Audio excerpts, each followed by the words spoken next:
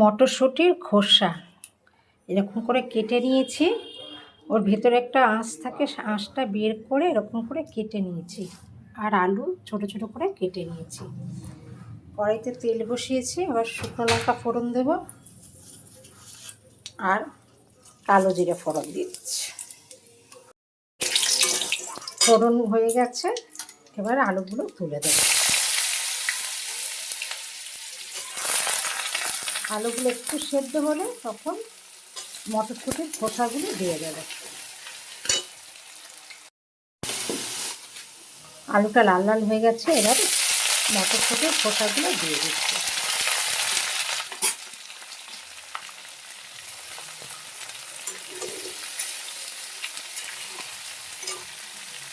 আমাদের নুন দিচ্ছি আর হলুদ দিয়ে দেবো।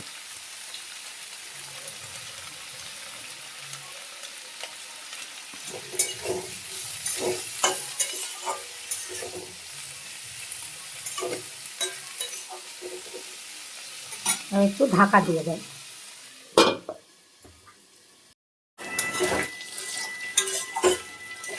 ভাজা ভাজা হয়ে এসেছে, আর একটু পরে নামিয়ে নেব। এরকম হয়। মটরশুঁটির খোসা আর আলু ভাজা কমপ্লিট। একবার করে খেয়ে দেখবেন, খুব ভালো লাগে। একটা রেসিপিও তৈরি হয়ে যায়।